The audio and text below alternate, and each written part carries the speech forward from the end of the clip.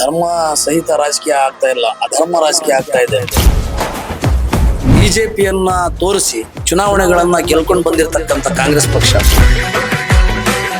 ಕಾಂಗ್ರೆಸ್ ಪರವಾಗಿ ಮಾತನಾಡಿದ್ರೆ ಕಾಂಗ್ರೆಸ್ ಪಕ್ಷಕ್ಕೆ ಫಲಿತಾಂಶ ಬರಲ್ಲ. ತೀರ್ಮಾನ ಮಾಡಾಗಿದೆ. ಮುಸ್ಲಿಂ ಮತದಾರರು ಈ ಬಾರಿ ಕಾಂಗ್ರೆಸ್ ಪಕ್ಷವನ್ನ ಸೋಲಿಸಲೇಬೇಕು ಅನ್ನುವ ಪಣವನ್ನ ತೊಟ್ಟಿದ್ದಾರೆ. ಅವ್ರನ್ನ ತುಳಿಬೇಕು, ನಾವು ಬೆಳಿಬೇಕು ಅನ್ನುವಂಥದ್ದು. ಕುಟುಂಬ ರಾಜಕಾರಣಕ್ಕೆ ಮಣೆ ಹಾಕಿದೆ. ಹಣ ತೋಲ್ಬಳ ಇಲ್ಲಿ ಕೆಲಸ ಮಾಡಿದೆ. ಯಾವುದೇ ರಾಜಕೀಯ ಪಕ್ಷ ನಮಗೆ ಪ್ರಮುಖ ಅಲ್ಲ, ನಮಗೆ ಸಮಾಜ ಪ್ರಮುಖ. ಭಾವಚಿತ್ರ ಕಟ್ಕೊಂಡು ಅದಕ್ಕೆ ಚಪ್ಪಲಿ ಹಾರ ಹಾಕಿ ಬೂಟ್ಗಳಿಂದ ಹೊಡೆದಿದ್ದಾರೆ. ಮತ್ತೊಬ್ಬ ಶಾಸಕರ ಪುತ್ರ, ನೀವು ಎಷ್ಟು ಒಳ್ಳೆಯ ಮುಸಲ್ಮಾನ ಆಗಿದ್ದೀರಾ ಮೊದಲೇ ಸಾಬೀತುಪಡಿಸಿ. ಮತ್ತೊಬ್ಬರಿಗೆ ಹೇಳುವಷ್ಟು ನಿಮ್ಮಲ್ಲಿ ಅರ್ಹತೆ ಇದೆಯಾ? ಮುಸ್ಲಿಂ ಸಮಾಜ ದಾವಣಗೆರೆ ದಕ್ಷಿಣದಲ್ಲಿ ತನ್ನ ಸ್ವಾಭಿಮಾನನ ಉಳಿಸಿಕೊಳ್ಳುತ್ತಾ? ಇಲ್ಲಿ ಕಾಂಗ್ರೆಸ್ ಪಕ್ಷ ಸೋಲ್ಬೇಕು, ಮುಸಲ್ಮಾನರ ಮರ್ಯಾದೆ ಉಳಿಬೇಕು. ಹಂಗ್ ಮಾಡ್ತೀನಿ, ಹಿಂಗ್ ಮಾಡ್ತೀನಿ, ಕೊನೆ ಕ್ಷಣದವರೆಗೂ ಇರ್ತೀನಿ ಅಂತ ಹೇಳದವರೆಲ್ಲ ಪುಕ್ಕಲರ ರೀತಿಯಲ್ಲಿ ಓಡೋದ್ರಲ್ಲ ಅಂತ. ಅವರು ಮುಸಲ್ಮಾನ್ ಮುಖಂಡರಲ್ಲ, ಕಾಂಗ್ರೆಸ್ ಪಕ್ಷದ ಮುಖಂಡರು. ಬಿಜೆಪಿ ಗುಮ್ಮ ತೋರಿಸಿ ಮುಸಲ್ಮಾನರನ್ನ ಮೂರ್ಖರನ್ನಾಗಿ ಮಾಡಿ ಮತ ತೆಗೆದುಕೊಳ್ಳುವ ದಿನಗಳು ಹೋಯ್ತೀಗ. ರಾಜ್ಯದಲ್ಲಿ ಕಾಂಗ್ರೆಸ್ ಸಂಪೂರ್ಣ ನಾಶ ಆಗ್ಲಿಕ್ಕೆ ಈ ಕ್ಷೇತ್ರ ಕಾರಣ ಆಗುತ್ತೆ. ಮುಂದೆ ದಾವಣಗೆರೆಯಲ್ಲಿ ರಿಪಬ್ಲಿಕ್ ದಾವಣಗೆರೆ ಆಗುವಂತ ಸಂದರ್ಭ ಬರ್ಬೋದು. ಈ ಕಾರ್ಯಕ್ರಮದ ಪ್ರಾಯೋಜಕರು ವಿನಯ್ ಕುಮಾರ್ ತರೀಕೆರೆ, ಮಹಾಪ್ರಧಾನ ಕಾರ್ಯದರ್ಶಿ, ಬೆಂಗಳೂರು ಕೇಂದ್ರ ಲೋಕಸಭಾ ಕ್ಷೇತ್ರ, ಯುವ ಜನತಾ ದಳ. ಅಭಯಾನಲ್ಲಿ ಇವತ್ತಿನ ಗೋಲ್ಡ್ ಪ್ರೈಸ್ ಚೆಕ್ ಮಾಡಿದ್ಯಾ? ಇಲ್ಲ. ಅಭಯಾನಲ್ಲಿ ಗೋಲ್ಡ್ ಸೇಲ್ ಮಾಡು, ಗೋಲ್ಡ್ ಇಂಟ್ರೆಸ್ಟ್ ಸೇವ್ ಮಾಡು. 8861 600. ವೀಕ್ಷಕರೇ ನಮಸ್ಕಾರ, ನೀವು ನೋಡ್ತಾ ಇದ್ದೀರಾ ಹೆಲೋ ಹಿಂದೂ. ನಾನು ಸೈಯದ್ ಹಿದಾಯತ್. ದಾವಣಗೆರೆ ದಕ್ಷಿಣ ವಿಧಾನಸಭಾ ಕ್ಷೇತ್ರದಲ್ಲಿ ಅಲ್ಪಸಂಖ್ಯಾತರಲ್ಲಿರುವಂತಹ ಆಕ್ರೋಶ ಯಾಕೋ ತಣ್ಣಗಾಗುವ ಹಾಗೆ ಕಾಣಿಸ್ತಾ ಇಲ್ಲ. ಮತ್ತು ದಿನ ಕಳೆದಂತೆ ಒಂದು ದೊಡ್ಡ ಮಟ್ಟದ ಪ್ರೆಷರ್ ಇದೆ. ಹೇಗಾದ್ರೂ ಮಾಡಿ ಈ ಸಮುದಾಯನ ಸೈಲೆಂಟ್ ಮಾಡಿ ವೋಟ್ ಅನ್ನ ನಮ್ ಕಡೆ ಡೈವರ್ಟ್ ಮಾಡಿಕೊಳ್ಬೇಕು ಅನ್ನುವಂಥ ಲೆಕ್ಕಾಚಾರ. ನನಗೆ ಗೊತ್ತಿಲ್ಲ ಮುಖಂಡರು ಇದನ್ನ ಹೇಗ್ ನೋಡ್ತಾರೆ, ಅವರ ಒಪಿನಿಯನ್ ಏನಿದೆ, ಚೇಂಜ್ ಆಗ್ತಾ ಇದೆಯಾ, ಕೊನೆ ಕ್ಷಣದಲ್ಲಿ ಚೇಂಜ್ ಆಗ್ಬಿಡುತ್ತಾ, ಎಲ್ಲದಕ್ಕೂ ಉತ್ತರ ಪಡೆದುಕೊಳ್ಳೋಣ. ಅಮಾನುಲ್ಲಾ ಖಾನ್ ಅವ್ರು ನಮ್ ಜೊತೆ ಇದ್ದಾರೆ. ಏನಾಗ್ತಿದೆ ಸರ್ ದಾವಣಗೆರೆಯಲ್ಲಿ, ಏನಾಗುತ್ತೆ ಅನ್ನುವಂತ ನಿರೀಕ್ಷೆ ಬಹಳಷ್ಟು ಜನರಿಗಿದೆ. ಏನ್ ಆಗಬಹುದು ಅಂತೀರಿ ನೀವು? ಸರ್, ಚುನಾವಣೆಯಲ್ಲಿ ಧರ್ಮ ಸಹಿತ ರಾಜಕೀಯ ಆಗ್ತಾ ಇಲ್ಲ, ಅಧರ್ಮ ರಾಜಕೀಯ ಆಗ್ತಾ ಇದೆ. ಹಣ ಹಾಗೂ ತೋಳ್ಬಲದ ರಾಜಕೀಯ ಆಗ್ತಾ ಇದೆ. ಇವಾಗಲೇ ಸುಮಾರು 3 ತಿಂಗಳಿಂದ ನಿರಂತರವಾಗಿ ಮುಸ್ಲಿಂ ಸಮಾಜ ಈ ಕ್ಷೇತ್ರ ನಮ್ಮ ಪಾಲಿಗೆ ಬರಬೇಕು, ನಾವು ಬಹುಸಂಖ್ಯಾತ ಮತದಾರರು ಇಲ್ಲಿದ್ದೀವಿ, 88,000 ಸಂಖ್ಯೆ ಉಳ್ಳ ಮತದಾರರು, ಸಾಮಾಜಿಕ ನ್ಯಾಯ ನಮ್ಗೆ ಸಿಗ್ಬೇಕು. ಜಿಲ್ಲೆಯಲ್ಲಿ ನಾವು ಕೇಳ್ತಾ ಇರೋದು ಇದು ಒಂದೇ ಕ್ಷೇತ್ರ. ಕಾಂಗ್ರೆಸ್ ಪಕ್ಷ 9 ಚುನಾವಣೆಯಲ್ಲಿ ಗೆದ್ದಿದೆ ವಿಧಾನಸಭೆ. ಆ ಎಲ್ಲಾ ಚುನಾವಣೆಗಳಲ್ಲಿಯೂ ಮುಸ್ಲಿಂ ಮತದಾರರ ಪಾತ್ರ ಪ್ರಮುಖ. ಮುಸ್ಲಿಂ ಮತದಾರರು ಬೆಂಬಲಿಸಿ 9 ಬಾರಿ ಕಾಂಗ್ರೆಸ್ ಪಕ್ಷವನ್ನ ಗೆಲ್ಲಿಸಿದ್ದಾರೆ. ಈ ಒಂದು ಕ್ಷೇತ್ರದಲ್ಲಿ ಶಾಸಕರು ನಿಧನರಾದ ನಂತರ ಉಪಚುನಾವಣೆ ಘೋಷಣೆಯಾದ ಬಳಿಕ 3 ತಿಂಗಳಿಂದ ಸತತವಾಗಿ ಸಮಾಜ ಏನು ಮುಖಂಡರು ಅಂತ ಹೇಳ್ತಾರೆ, ಮತ್ತೆ ರಾಜಕೀಯ ಮುಖಂಡರು ಪಕ್ಷಾತೀತವಾಗಿ ಧಾರ್ಮಿಕ ಗುರುಗಳ ಜೊತೆಗೆ ಸಭೆಗಳನ್ನು ನಡೆಸಿ ಈ ಬಾರಿ ನಮ್ಗೆ ಇಲ್ಲಿ ಅವಕಾಶ ಮಾಡಿಕೊಟ್ರೆ ನಿಜವಾಗ್ಲೂ ಕೂಡ ಇಲ್ಲಿ ಒಬ್ಬ ಮುಸ್ಲಿಂ ಶಾಸಕ ಆಯ್ಕೆ ಆಗೋದು ಸುಲಭ ಅಂತ ಹೇಳಿ ಒತ್ತಾಯ ಮಾಡಿದ್ರು. ಆದ್ರೆ ಕಾಂಗ್ರೆಸ್ ಪಕ್ಷ ಎಲ್ಲೋ ಒಂದ್ ಕಡೆ ಮುಸಲ್ಮಾನರನ್ನ ರಾಜ್ಯದಲ್ಲಿ ಕೇವಲ ಮತ ಬ್ಯಾಂಕ್ ಆಗಿ ಬಳಸ್ಕೊಂಡು ಅವರಿಗೆ ಅವಕಾಶಗಳಿಂದ ವಂಚಿತರನ್ನಾಗಿ ಮಾಡಿ ಹಿಂದೆ ನಡೆದಂತಹ 2023 ಚುನಾವಣೆಯಲ್ಲಿ ನೀಡಿದಂತಹ ಆಶ್ವಾಸನೆಗಳು ಈ ಸಮಾಜಕ್ಕೆ ಈಡೇರಿಸಿಲ್ಲ. ಕೇವಲ ಮತಗಳನ್ನು ಪಡೆದುಕೊಂಡು ಅಧಿಕಾರಕ್ಕೆ ಬಂತು. ಸಮಾಜದ ಒಟ್ಟಾರೆ ಮತಗಳು ಸುಮಾರು 50 ಲಕ್ಷ ಮತಗಳು ಸಾರಾಸಗಟಾಗಿ ಕಾಂಗ್ರೆಸ್ ಪಕ್ಷಕ್ಕೆ ಹೋಯ್ತು. ಏನ್ ನಿರೀಕ್ಷೆ ಇಟ್ಕೊಂಡು ನಮ್ಮ 2B ವಾಪಸ್ ಬರ್ಬೋದು, ನಮ್ಮ ಯುವಕರು ಜೈಲಲ್ಲಿದ್ದಾರೆ, ಆ ಕೇಸ್ಗಳನ್ನ ಹಿಂಪಡಿಬಹುದು, ನಮಗೆ ಸಾಮಾಜಿಕ ನ್ಯಾಯ ಸಿಗ್ಬೋದು, ರಕ್ಷಣೆ ಸಿಗ್ಬೋದು. ಯಾವುದು ಕೂಡ ನಿಜ ಆಗಿಲ್ಲ. ಪ್ರತಿಯೊಂದು ಕೂಡ ಈ ಸರ್ಕಾರದಿಂದ ಸುಳ್ಳಾಗಿದೆ. ಈಗ ಬಿಜೆಪಿಯನ್ನ ತೋರಿಸಿ ಚುನಾವಣೆಗಳನ್ನ ಗೆಲ್ಕೊಂಡು ಬಂದಿರತಕ್ಕಂತ ಕಾಂಗ್ರೆಸ್ ಪಕ್ಷ, ಆಡಳಿತ ಪಕ್ಷದಲ್ಲಿರ್ತಕ್ಕಂಥ ಕಾಂಗ್ರೆಸ್ ಪಕ್ಷದ ಜವಾಬ್ದಾರಿಯುತ ಒಬ್ಬ ಸಚಿವರು ಈ ಹಿಂದೆ ಹೇಳಿದ್ದಾರೆ. ಏನಂತ? ಮುಸಲ್ಮಾನರು ಕಾಂಗ್ರೆಸ್ ಪಕ್ಷವನ್ನ ಗೆಲ್ಲಿಸ್ಲಿಕ್ಕೆ ಮತ ಹಾಕಲ್ಲ, ಬಿಜೆಪಿಯನ್ನ ಸೋಲಿಸ್ಲಿಕ್ಕೆ ಮತ ಹಾಕ್ತಾರೆ ಅಂತ. ಅಂದ್ರೆ ಅವರಿಗೆ ಎಷ್ಟೊಂದು ಆತ್ಮವಿಶ್ವಾಸ ಇದೆ ನೋಡಿ ಅವ್ರ ಪಕ್ಷದ ಬಗ್ಗೆ. ಅಲ್ಪಸಂಖ್ಯಾತರ ಮತಗಳನ್ನು ಕಡೆಗಣಿಸಿದ್ರು ಕೂಡ ನಮಗೆ ಸರಾಸಗಡಾಗಿ ಬರ್ತವ ಅನ್ನೋ ಆತ್ಮವಿಶ್ವಾಸದೊಂದಿಗೆ ಈ ಹೇಳಿಕೆಯನ್ನು ಹೇಳ್ತಾರೆ. ಈ ಟಿಕೆಟ್ ರಾಜಕೀಯ 3 ತಿಂಗಳು ಸತತವಾಗಿ ಹೋರಾಟ ಮಾಡಿ ಇನ್ನೇನು ಮುಸಲ್ಮಾನರಿಗೆ ಸಿಗ್ಬೇಕು ಅನ್ನುವ ಹಠ ಹಿಡ್ಕೊಂಡು ಹೋರಾಟ ಮಾಡಿದಂತ ಹೋರಾಟಕ್ಕೆ ಕಾಂಗ್ರೆಸ್ ಪಕ್ಷ ಹೈಕಮಾಂಡ್ ಸಹಿತ ತಣ್ಣೀರೇರಿಸಿತು. ಅದರ ಬೆಲೆ 2028ರಲ್ಲಿ ಕಾಂಗ್ರೆಸ್ ಪಕ್ಷ ತೆರಲೇಬೇಕಾಗ್ತದೆ. ಸರ್, ಈಗ ಆಗಿರುವಂತ ಘಟನೆಗೆ ಅದ್ ಯಾವಾಗ್ಲೋ ಉತ್ತರ ಕೊಡ್ತೀವಿ ಅಂತಂದ್ರೆ ಒಂದ್ ಸ್ವಲ್ಪ ನಂಬೋದ್ ಕಷ್ಟ ಆಗುತ್ತೆ. ಯಾಕೆ ಅಂತಂದ್ರೆ ಈಗ ಇರುವಂತ ಸನ್ನಿವೇಶಕ್ಕೆ ಈಗಲೇ ಉತ್ತರ ಸಿಗ್ಬೇಕು. ಇಲ್ಲ ಅಂತಂದ್ರೆ ಅದು ವೇಟೇಜ್ ಕಳ್ಕೊಳ್ಳುತ್ತೆ, ಜನ ಮರ್ತೋಗ್ತಾರೆ, ಜನರಿಗೆ ಶಾರ್ಟ್ ಮೆಮೊರಿ ಅಂತ. ಖಂಡಿತ ನಿಮ್ಮ ಪ್ರಶ್ನೆ ಸೂಕ್ತವಾಗಿದೆ. ಈ ಒಂದು ಉಪಚುನಾವಣೆಯಲ್ಲಿ ದಾವಣಗೆರೆ ಇತಿಹಾಸದಲ್ಲೇ ಕಂಡರಿಯದ ಮಾಧ್ಯಮ ಮಿತ್ರರು ಏನು ಚುನಾವಣಾ ಕಾವು ದಿನ ದಿನ ಏರ್ತಾ ಇದೆ, ಸಾಮಾನ್ಯ ಜನರಿಗೆ ಸಂಪರ್ಕ ಮಾಡಿ ಅವರ ಭಾವನೆಗಳನ್ನ ಕೇಳಿರೋದು ಇದು ಮೊದಲನೇ ಬಾರಿ. ಒಬ್ಬ ರಾಜಕೀಯ ಧುರೀಣ ಆಗಿರ್ಬೋದು, ಚುನಾವಣಾ ಚಾಣಾಕ್ಷ ಆಗಿರ್ಬೋದು, ಅವನಿಗಿಂತ ಹೆಚ್ಚಿನ ನಾಡಿ ಮಿಡಿತವನ್ನ ಮಾಧ್ಯಮ ಅರ್ಥ ಮಾಡ್ಕೊಂಡಿದೆ. ಜನರಲ್ಲಿ ಯಾವ ತರ ಅಸಮಾಧಾನದ ಹೊಗೆ ಆಡ್ತಾ ಇದೆ, ಮತ್ತೆ ಕೆಲವು ಕಡೆ ಯಾರದೋ ಮುಲಾಜಿಯಲ್ಲೋ ಒತ್ತಡದಲ್ಲೋ ದಬ್ಬಾಳಿಕೆಗೆ ಹೆದರಿ ಬಾಯಿ ಬಿಡ್ತಾ ಇಲ್ಲ, ಆದ್ರೆ ಮನಸ್ಸಿನಲ್ಲಿ ತೀರ್ಮಾನ ಮಾಡಾಗಿದೆ. ಸಾರಾಸಗಟಾಗಿ ಮುಸ್ಲಿಂ ಮತದಾರರು ಈ ಬಾರಿ ಕಾಂಗ್ರೆಸ್ ಪಕ್ಷವನ್ನ ಸೋಲಿಸಲೇಬೇಕು ಅನ್ನುವ ಪಣವನ್ನ ತೊಟ್ಟಿದ್ದಾರೆ. ಸರ್, ಆಸ್ ಎ ಒಬ್ಬ ಲೀಡರ್ ನೀವ್ ಏನ್ ಮಾಡ್ತೀರಿ? ನಿಮ್ಮ ಕಾಂಟ್ರಿಬ್ಯೂಷನ್ ಏನಿರುತ್ತೆ ಈಗ ಇರುವಂತಹ ಈ ಸನ್ನಿವೇಶಕ್ಕೆ ಉತ್ತರ ಕೊಡೋದಕ್ಕೆ ಅಂತ? ಈ ಸನ್ನಿವೇಶಕ್ಕೆ ಉತ್ತರ ಕೊಡ್ಬೇಕಂತ ಹೇಳಿದ್ರೆ ನಾನು ಹೇಳ್ತಾ ಇದ್ದೀನಲ್ಲ, 88,000 ಮತದಾರರು ಈಗಾಗಲೇ 90% ಜನ ತೀರ್ಮಾನ ಮಾಡಿದ್ದಾರೆ ನಾವು ಕಾಂಗ್ರೆಸ್ ಪಕ್ಷಕ್ಕೆ ಮತ ಹಾಕಬಾರ್ದು ಅಂತ ಹೇಳಿ. ಕಾಂಗ್ರೆಸ್ ಪಕ್ಷ ನಮ್ ಜೊತೆಗೆ ನ್ಯಾಯ ಮಾಡಿಲ್ಲ, ನಮ್ಗೆ ಸಾಮಾಜಿಕ ನ್ಯಾಯ ಕೊಟ್ಟಿಲ್ಲ, ಜಾತ್ಯತೀತತೆ ಪ್ರದರ್ಶನ ಮಾಡಿಲ್ಲ, ಕುಟುಂಬ ರಾಜಕಾರಣಕ್ಕೆ ಮಣೆ ಹಾಕಿದೆ, ಹಣ ತೋಳ್ಬಳ ಇಲ್ಲಿ ಕೆಲಸ ಮಾಡಿದೆ. ಇದನ್ನ ಮೆಟ್ಟಿ ನಿಂತು ಮತದಾರ ಪ್ರಭು ಉತ್ತರ ಕೊಡ್ತಾನೆ 9ನೇ ತಾರೀಕಿಗೆ. ಬಟ್ ಒಂದು ಕಡೆ ಎಲ್ಲಾ ಮುಸ್ಲಿಂ ನಾಯಕರುಗಳೆಲ್ಲರೂ ಕೂಡ ದಾವಣಗೆರೆ ದಕ್ಷಿಣದಲ್ಲೇ ಠಿಕಾಣಿ ಹೂಡಿದ್ದಾರೆ. ನಾನು ಉಳ್ಕೊಂಡಿರೋ ಹೋಟೆಲ್ ಅಲ್ಲೇ ಎಲ್ಲಾ ನಾಯಕರು ನನ್ನ ಅಕ್ಕಪಕ್ಕನೆ ಉಳ್ಕೊಂಡಿದ್ದಾರೆ ಕಾಂಗ್ರೆಸ್ ಅವರು. ಅಂದ್ರೆ ಮುಸಲ್ಮಾನರಿಗೆ ಟಿಕೆಟ್ ತರೋದಕ್ಕೆ ಆಗದೆ ಇರುವಂತವ್ರು ಯಾವ ಮುಖ ಇಟ್ಕೊಂಡು ಮುಸಲ್ಮಾನರ ಹತ್ರ ವೋಟ್ ಕೇಳ್ತಾರೆ ಅಂತ ನನ್ನ ಪ್ರಶ್ನೆ. ಇದು ಕಾಂಗ್ರೆಸ್ ಪಕ್ಷಕ್ಕೆ ಸೋಲಿನ ಭಯ. ಯಾವತ್ತು ಕಂಡರಿಯದಷ್ಟು ನಾಯಕರು ಇವತ್ತು ಭೇಟಿ ಕೊಡ್ತಾ ಇದಾರೆ ಅಂದ್ರೆ ಮತದಾರರ ಭಾವನೆಯವರು ಅರ್ಥ ಮಾಡ್ಕೊಂಡಿದ್ದಾರೆ, ಸಮೀಕ್ಷೆ ಗೊತ್ತಾಗಿದೆ. ಇಲ್ಲಿ ಬಂದಿರತಕ್ಕಂಥವರು ಎಲ್ಲರೂ ಕೂಡ ಮುಸಲ್ಮಾನ್ ಸಮಾಜದ ನಾಯಕರು ಅಂತ ನಾನು ಭಾವಿಸಲ್ಲ. ಅವರು ಕಾಂಗ್ರೆಸ್ ಪಕ್ಷದ ಕಾರ್ಯಕರ್ತರು, ಮುಖಂಡರು, ನಾಯಕರು. ಅವರು ಪಕ್ಷದ ಒಳಿತಿಗಾಗಿ ಬಂದಾರೆ, ಸಮಾಜದ ಒಳಿತಿಗಾಗಿ ಅಲ್ಲ. ಇಲ್ಲಿ ಧಾರ್ಮಿಕ ಮುಖಂಡರ ಸಹಿತ ಮತದಾರರು ಸಮಾಜದ ಒಳಿತಿಗಾಗಿ, ಸಮಾಜದ ನ್ಯಾಯಕ್ಕಾಗಿ ಹೋರಾಟ ಮಾಡ್ತಾ ಇದ್ದಾರೆ. ಇವತ್ತು ಅದಕ್ಕೆ ಜಯ ಸಿಗುತ್ತೆ ಅನ್ನೋ ನಿರೀಕ್ಷೆ ನಮ್ಗಿದೆ. ಬಟ್ ನಿಮ್ಮಲ್ಲೇ ಒಂದು ರೀತಿಯ ಕೆಟ್ಟ ಪೈಪೋಟಿ ಇದೆ ಸರ್. ಅವ್ರನ್ನ ತುಳಿಬೇಕು ನಾವು ಬೆಳಿಬೇಕು, ಅವ್ರನ್ನ ತುಳಿಬೇಕು ನಾವು ಬೆಳಿಬೇಕು ಅನ್ನುವಂಥದ್ದು. ಆ ತುಳಿಯಬೇಕು ಮತ್ತು ಬೆಳೆಯಬೇಕು ಅನ್ನುವಂಥ ಕಾನ್ಸೆಪ್ಟ್ ಇರೋದಕ್ಕಾಗಿಯೇ ಈ ರೀತಿಯಾದಂತಹ ದ್ವಂದ್ವತೆ ನಿಮ್ ಸಮುದಾಯದಲ್ಲಿ ಇದೆಯಾ ಅಂತ? ಯಾರಿಗೆ ಈ ಒಂದು ಚಿಂತನೆ ಯೋಚನೆ ಇದೆಯೋ ಅವ್ರು ಬೆಳಿಬೇಕಾದ್ರೆ ಸಮಾಜ ಬೆಳೆಸಿದ್ರೆ ಮಾತ್ರ ಅವ್ರು ಬೆಳಿಲಿಕ್ಕೆ ಸಾಧ್ಯ. ಯಾವುದೇ ರಾಜಕೀಯ ಪಕ್ಷ ನಮಗೆ ಪ್ರಮುಖ ಅಲ್ಲ, ನಮಗೆ ಸಮಾಜ ಪ್ರಮುಖ.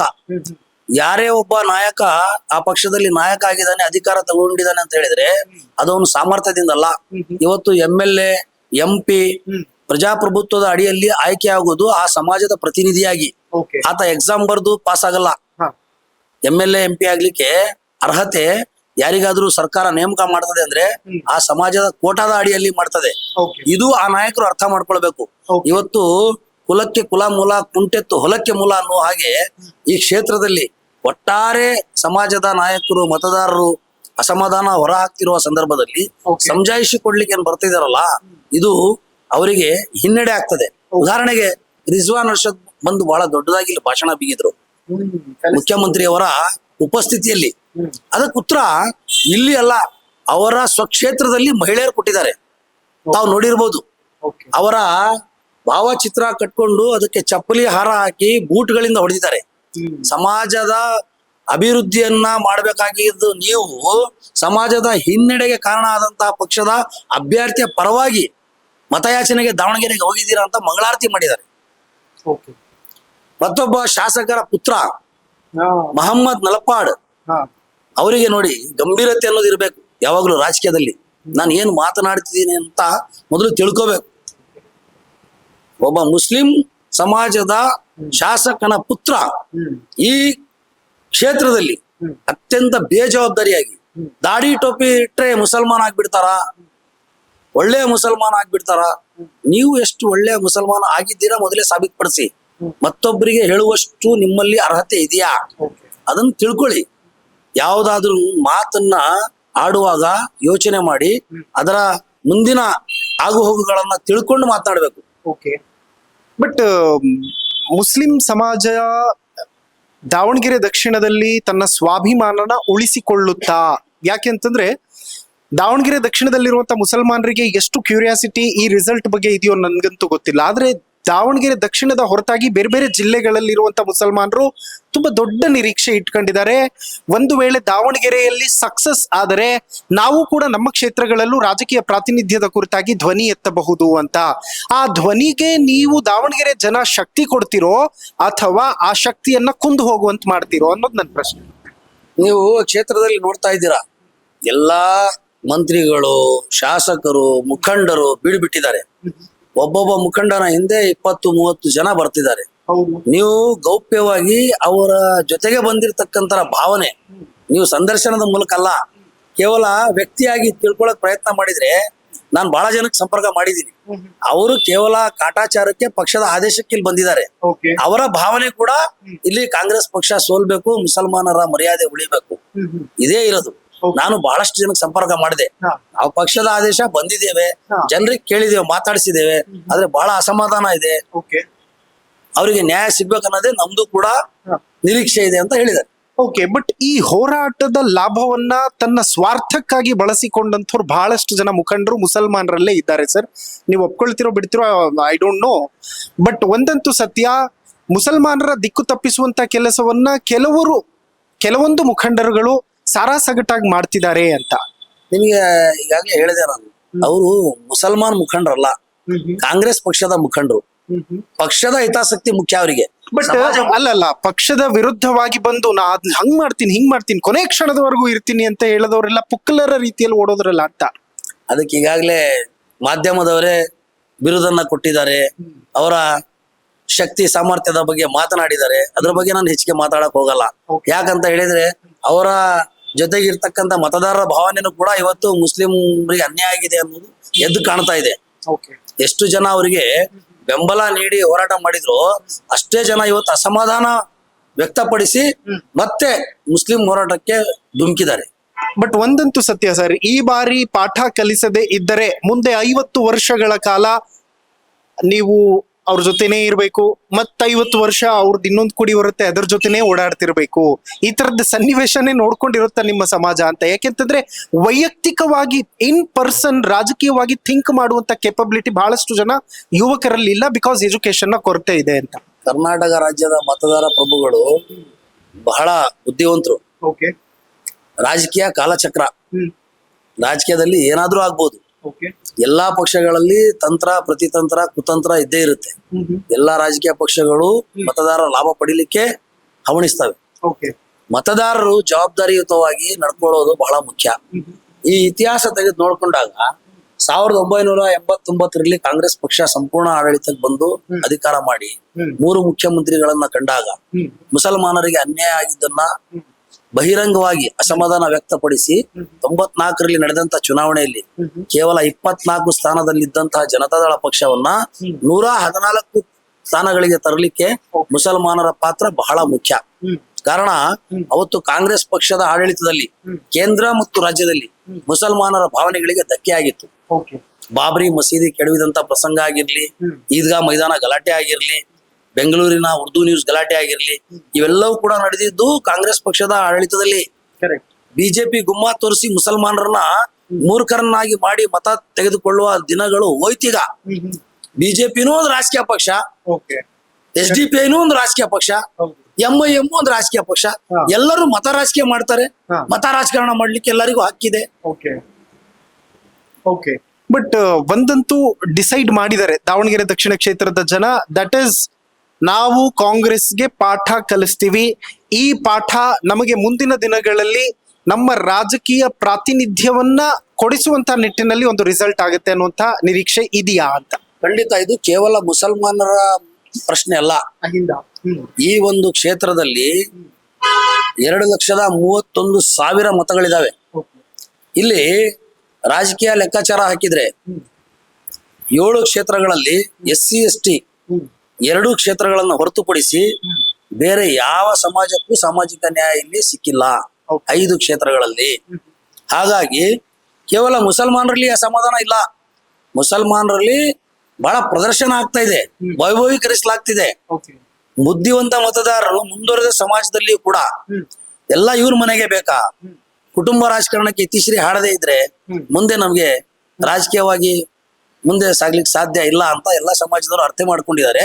ನಮ್ಮ ಸಮಾಜದಲ್ಲಿ ಅವಿದ್ಯಾವಂತರು, ದಿನವೈ ದುಡಿದು ತಿನ್ನುವವರು, ಸ್ವಲ್ಪ ಆಕ್ರೋಶಕ್ಕೆ ಒಳಗಾಗೋರು, ಭಾವನೆಗಳನ್ನ ಹಂಚ್ಕೊಳ್ಳೋರು ಹೆಚ್ಚಾಗಿದ್ದಾರೆ.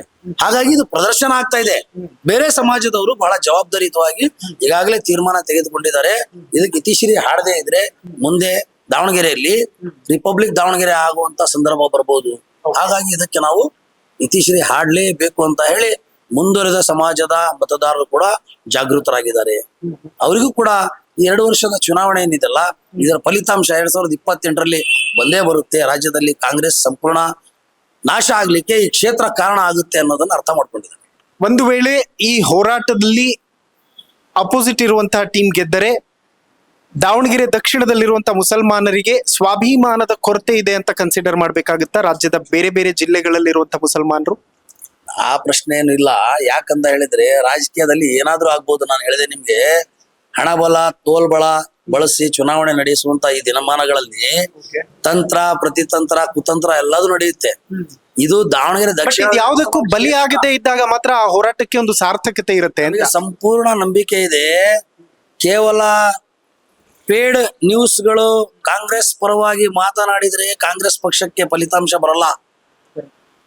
ಇವತ್ತು ಮತದಾರರ ನಾಡಿ ಬಿಡಿತ ಅರ್ಥ ಮಾಡಿಕೊಂಡು ಈ ಕ್ಷೇತ್ರದಲ್ಲಿ ನಡೆಯುವಂತ ಚುನಾವಣೆಗೆ ಬಹುಶಃ ನನ್ನ ರಾಜಕೀಯ ಜೀವನದಲ್ಲಿ ಯಾವ ಕ್ಷೇತ್ರದಲ್ಲೂ ನೋಡದೇ ಇರತಕ್ಕಂತಹ ಒಂದು ಸಮೀಕ್ಷೆ ಮಾಧ್ಯಮ ಮಾಡಿದೆ. ಅತಿ ಹೆಚ್ಚಾಗಿ ಮತದಾರರ ನಾಡಿ ಮಿಡಿತವನ್ನ ಅರ್ಥ ಮಾಡ್ಕೊಳ್ಳಿಕ್ಕೆ ಪ್ರಯತ್ನ ಮಾಡಿದೆ. ನಾನು ಹೇಳಿದೆ, ಕೆಲವರು ಬಹಿರಂಗವಾಗಿ ಹೇಳ್ತಾ ಇದ್ದಾರೆ, ಕೆಲವರು ಬೇರೆ ಬೇರೆ ಕಾರಣಗಳಿಂದ ಗೌಪ್ಯವಾಗಿ ತನ್ನ ತೀರ್ಮಾನ ಮನಸ್ಸಿನಲ್ಲಿ ಮಾಡ್ಕೊಂಡಿದ್ದಾರೆ. ಕೆಲವು ದಬ್ಬಾಳಿಕೆ ವಿಚಾರ ಆಗಿರ್ಬೋದು, ಹಣದ ವಿಚಾರ ಆಗಿರ್ಬೋದು, ಬೇರೆ ಬೇರೆ ತರಹದ ವಿಚಾರಗಳಿಂದ ಅವ್ರು ತೀರ್ಮಾನ ಮಾಡ್ಕೊಂಡಿದ್ದಾರೆ. 9ನೇ ತಾರೀಕು ಮತ ಕಾಂಗ್ರೆಸ್ ವಿರುದ್ಧ ಚಲಾಯಿಸ್ತಾರೆ. ನೋಡೋಣ ಸರ್, ನನಗಂತೂ ಗೊತ್ತಿಲ್ಲ. ಯಾಕೆಂತಂದ್ರೆ ನಾನು ಒಂದಷ್ಟು ಏರಿಯಾಗಳಲ್ಲಿ ಅಡ್ಡಾಡ್ತಿರುವಾಗ ಆ ಅಭಿಪ್ರಾಯ ದಿನೇ ದಿನೇ ಕ್ಷೀಣಿಸ್ತಾ ಇದೆ ಅಂತ ನನಗೆ ಅನಿಸ್ತಾ ಇತ್ತು. ನೋಡೋಣ, ದಾವಣಗೆರೆ ಮುಸಲ್ಮಾನರು ಸ್ವಾಭಿಮಾನದ ಈ ಹೋರಾಟದ ಕಿಚ್ಚನ್ನ ಹಾಗೆ ಉಳಿಸ್ಕೋತಾರ ಅಥವಾ ಏನಾಗುತ್ತೆ ಅಂತ. ಕ್ಷೀಣಿಸ್ತಾ ಇಲ್ಲ, ಕ್ಷೀಣಿಸೋ ಹಾಗೆ ಮಾಡ್ಲಿಕ್ಕೆ ಪ್ರಯತ್ನ ಮಾಡ್ತಾ ಇದ್ದಾರೆ. ನಾನು ಈಗ ಹೇಳಿದೆ ನಿಮ್ಗೆ, ಕೆಲವು ಪೇಡ್ ನ್ಯೂಸ್ಗಳು, ಕೆಲವು ಪೇಡ್ ಸಾಮಾಜಿಕ ಜಾಲತಾಣಗಳು ಈ ರೀತಿ ಒಂದು ವೈಭವೀಕರಿಸಲಿಕ್ಕೆ ಅವರನ್ನ ಸೃಷ್ಟಿ ಮಾಡಿ ಮುಸ್ಲಿಂ ಸಮಾಜ ಕಾಂಗ್ರೆಸ್ ಪಕ್ಷಕ್ಕೆ ಜೊತೆಗಿದೆ ಅಂತ ಹೇಳಿ ಹೇಳುವಂತ ಪ್ರಯತ್ನ ಮಾಡ್ತಾ ಇದ್ದಾವೆ. ಸಾರಾಸಗಟಾಗಿ ಮತದಾರ ತೀರ್ಮಾನ ಮಾಡಿದಾನೆ ಕಾಂಗ್ರೆಸ್ ಪಕ್ಷಕ್ಕೆ ಪಾಠ ಕಲಿಸ್ಬೇಕು ಅಂತ. ನೋಡೋಣ. Thank you so much Amanullah ಅವರೇ, ಬಹಳ ಖುಷಿ ಆಯ್ತು ಮಾತಾಡಿ. Thank you so much. ತಮ್ಗೆ ಧನ್ಯವಾದ. ನನ್ನ ಅಭಿಪ್ರಾಯ ಓಕೆ, ನೋಡಿದ್ರಲ್ಲ ವೀಕ್ಷಕರೇ, ಇದಿಷ್ಟು ಅಮಾನುಲ್ಲಾ ಖಾನ್ ಅವರ ಮಾತುಗಳು. ಅದೇನೇ ಇರ್ಲಿ, ದಾವಣಗೆರೆ ದಕ್ಷಿಣ ಒಂದು ಬಹಳ ವಿಭಿನ್ನವಾದಂತಹ ಹೋರಾಟದ ಕಿಚ್ಚಿನ ಮೂಲಕ ನಡೀತಾ ಇರುವಂತಹ ಒಂದು ಪ್ರಯತ್ನ ಇದು. ಯಾಕೆಂತಂದ್ರೆ ನೋಡಿ, 224 ಶಾಸಕರ ಪೈಕಿ 13% ರಾಜ್ಯದಲ್ಲಿರುವಂತಹ ಮುಸಲ್ಮಾನರು ಅಂತಂದ್ರೆ ಅಟ್ಲೀಸ್ಟ್ 13 ಶಾಸಕರಾದ್ರೂ ವಿಧಾನಸೌಧದಲ್ಲಿ ಇರ್ಬೇಕಾಗಿತ್ತು. 10% ಅಂತಂದ್ರೆ ಆ 10%ಗೂ ಈಕ್ವಲ್ ಅಲ್ಲದೆ ಇರುವಂತಹ ಪರಿಸ್ಥಿತಿಯಲ್ಲಿ ಪ್ರಾತಿನಿಧ್ಯತೆ ಇದೆ.